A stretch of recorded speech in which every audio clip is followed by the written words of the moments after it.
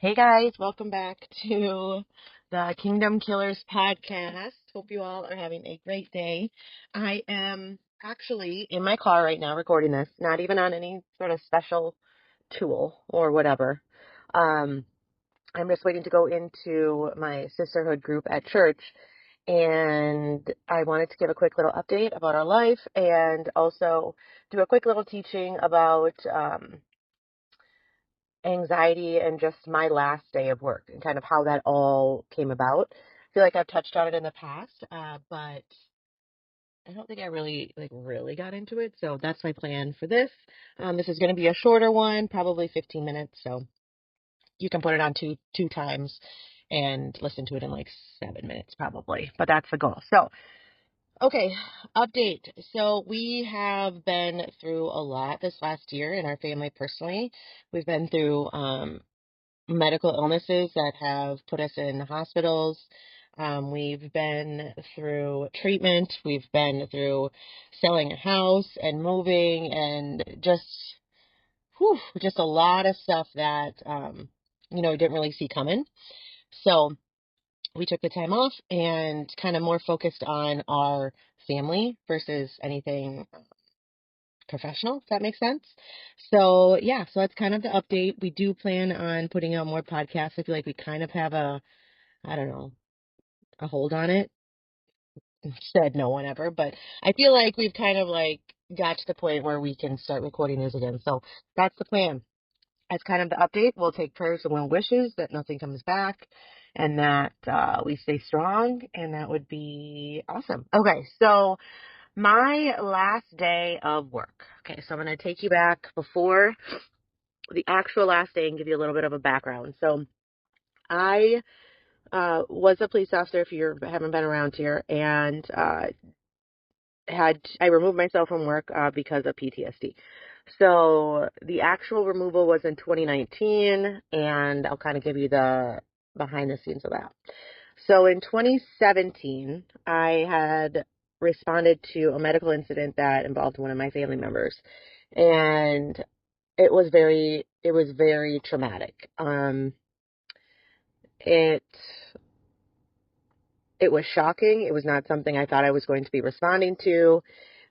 It wasn't like responding to their house or anything. It was responding to a public area that I had no idea who I was responding to.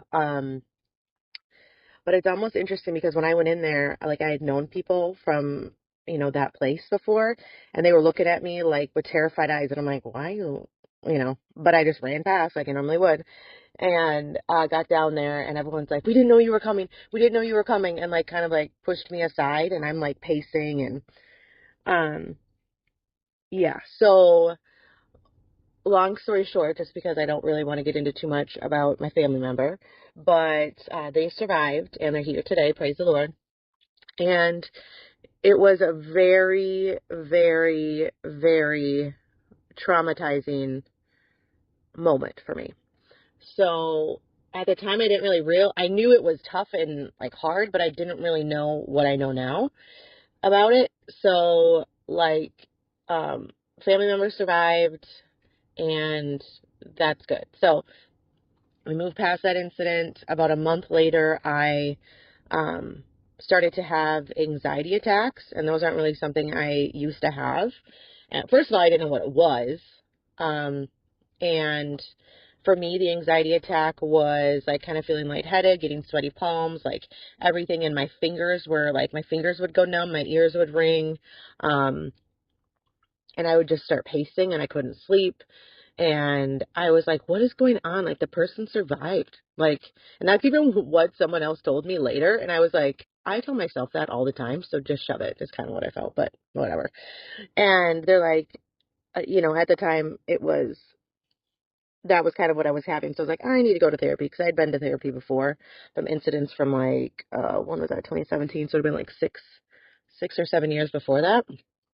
So I kind of knew what it was, but also didn't know what it was, if that makes sense, because every situation is different and nothing is alike. So, so I started to have anxiety attacks, and then I started to have like feeling of like a darkness come over me. And it's so weird to explain to people that have never felt it, but if you have felt it, you're probably like me, where like it just feels like there's just like a pressure on you.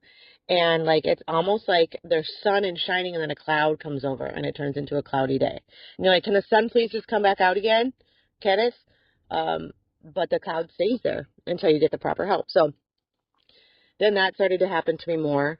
And then fast forward a little bit, I was still working and all that, but I was, going to therapy, getting help. Like it really wasn't bothering me too much at, work. It was just stuff I was trying to take care of outside of work. And then we get to fast forward like 6 months. Every time in that 6 months, I heard a medical call, I was terrified. I would have an anxiety attack. Now, I'm being a cop at this point, right? And it wasn't, how do I take this? There's like a range of anxiety attacks, okay? There's debilitating ones, and then there's some like, oh, I feel it. I feel you here. Let me take another lorazepam or whatever, and I'll be fine. So I would have I would say like a mini one, and not even like a big one. But then once I'd realize where it was, then I'd be fine and think it wasn't my family. So I was going through that. But they were just like little ones that like if you didn't know me or like you weren't close to me, you wouldn't know that's what I had. But I also wasn't working patrol at this time. So just a thought. So I was working as an investigator. So all right, fast forward, then I had a miscarriage, which kind of threw me off a little bit, mentally, but I was able to get through that. I mean, I don't know if you ever really get through miscarriages, but you know what I'm saying. And then, I was able to do my day to day, and then I got pregnant, and that turned out to be Jax, our youngest. So then at about 14-ish weeks, I ended up just staying behind the desk forever. You know what I mean? Like off the road, can't respond, which was rough, I might add. But then I had that. So I was technically off the road and didn't technically have to respond to anything except if like the scene was safe and it was more like an investigation type thing, then I would go afterwards. Um, so I did that. And then now, meanwhile, I'm still getting treatment and help for all of that. Every time like a medical comes out, I'm still getting the anxiety attacks and I'm feeling them come on more quicker and they stay longer this whole process. Okay. So this whole time I'm starting to feel like what is going on? Like these aren't stopping. Plus I was pregnant. So I was very cautious of what I was taking for medicine. So like, then I started to go to therapy every week because I could feel it and it was not going away. Honestly, I was kind of suppressing it, but then also I couldn't take some of the medicine that I was taking when I wasn't pregnant, which didn't help. But so it just kind of grew and grew and grew and grew and grew and grew. And then I had the baby. So then I was like, yay, I don't have to go to work, right? Okay. So if you hate hearing drinking like me, sorry. My throat got dry. Okay. So, then we fast forward to going back to work after my youngest. I did not want to go back to work. I told my husband, I'm like, I'm done. I'm not going back to work. I felt a calling on my heart that said, don't go back to work. But financially, we're like, how would we deal with that? We have 3 kids, 2 and under, and a huge house. What are we thinking? Like, we can't do that. So then I went back to work, which in hindsight, 2020, I wish I would have just listened.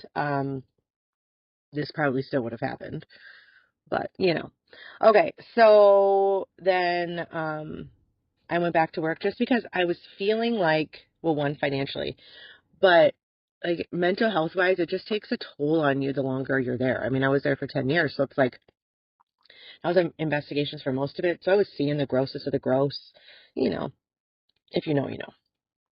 And, um, yeah, long story short, it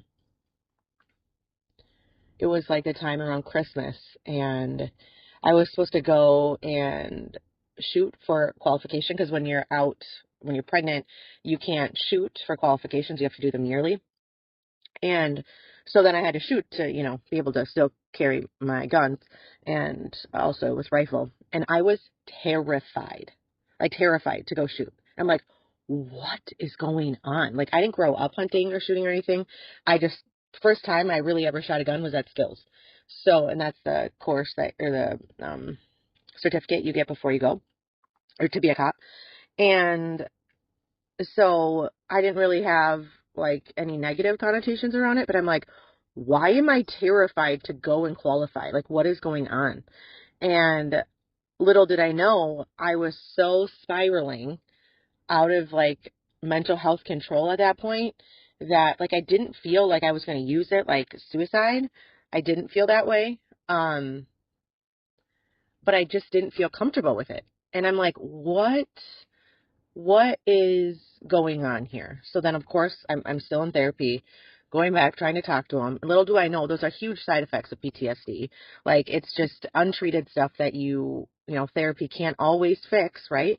And I mean, it can help, but nothing really ever fixes it. I wish it did, but it doesn't.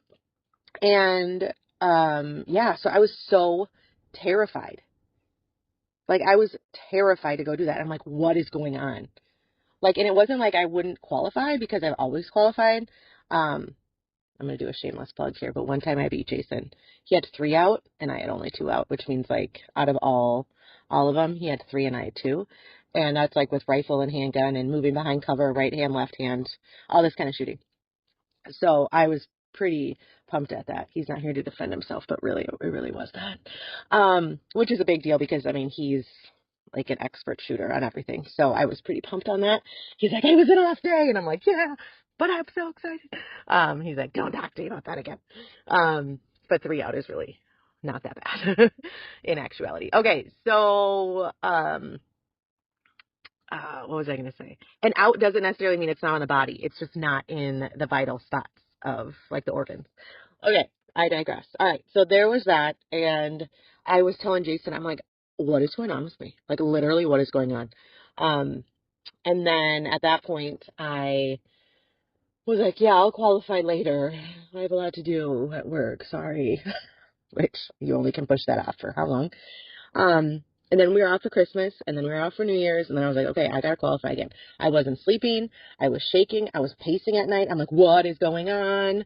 Like, figure it out, Danielle. Like, you're stronger than this. Don't let this take over your body. All the things. And I think it was January 3rd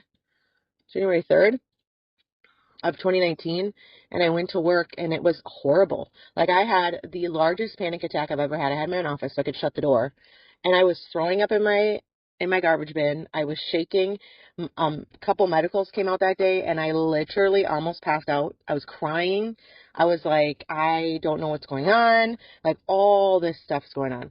And I finally look at my husband, and I'm like, because he works at that place, but I didn't see him till the end of the day. And I said, I need to leave. Like, I need to leave right now. And I'm never coming back. And he's like, what? And I'm like, for real. Like, this is horrible for my mental health. I cannot be continuing and seeing and reliving all these things in my brain every time I go to different spots within the city. Like, I'm just done. And so I left, came home, could not drop my anxiety attack, had to have a ton of lorazepams. Almost felt like I told him he needs to go take me to a mental health facility because I could not calm down. And, but I eventually did. I slept for a couple hours, got an appointment at a lawyer's office, which I absolutely hate lawyers, but at that point, because you go up against them in court all the time and they're just slimy, and was my viewpoint. And, that was more criminal defense ones. Anyways, long story short, we get an appointment with a lawyer. I tell them what I'm going through. Um, they say, okay. I had an appointment earlier that day to go talk to my doctors. So I had to go in, got higher medicine, had to talk with them a long time because they were worried that I was going to harm myself. I mean, lots of stuff. Not to mention I have 3 little children at home. I have my husband who has no idea how to handle any of this. And here we are. So we meet with a lawyer, and it's the weirdest thing. Like, my PD at that time, like, this is before mental health was more like talked about, known about, especially in our department because it's kind of ran by like the old boys club, right? So I didn't know what to do. I felt like, why do I need a lawyer? Why can't they just be there for me? But then if I said anything, then they take me out of my job. Um, so there's definitely going to be more to come to this. Like, it was really rough, but that was kind of my last day. And that was probably the roughest day of my life because the whole time I'm battling, you love this job, get through it. You know, you love it. You're good at it. Like, this is not what you want. Like, you want to be here. So get a hold of yourself. Like, literally, that was what I was saying the whole time, which I honestly think it made it worse. But it's also because I'd never been through anything so detrimental in my life. Like, I didn't think I could get through it. I thought there was definitely spiraling after that. But from that day on, and then I was like, I literally am never going to go back to my job. And it was such a mourning of that because I loved that job. So that was just a wrap of, I said 15 minutes, we're at 18, so I'm not going to go much longer. But, that was my last day of work, and it was horrible. It was absolutely horrible. And I still to this day, I miss my job tremendously, but I also understand that, that had to happen for me to be able to share all this stuff with you guys and coach people through these different things and, um, survive, basically. It's the only reason that I'm here today alive and not 6 feet under by suicide. So I know that's not a light topic to talk about. I don't want to end it on that, but it's reality. And that's just the way the world works. It's an imperfect world. So last day, that's that. Hopefully at some point I'm going to get my husband back on here. He wants to come back. We just have to be careful about what we talk about, for several reasons. So, um, I think that's it for this kind of comeback. But if you have any questions, just don't forget to message or comment, or you can find us on Instagram at the Kingdom Killers Coach. Also the Kingdom Killers at Gmail for message. If you ever want to be on here and be interviewed, feel comfortable with that, that'd be awesome. Just because we feel like we talk a lot about ourselves, and I think it's great to get other point of views too. So love you guys. Hope you all have a good night, and we'll see you soon.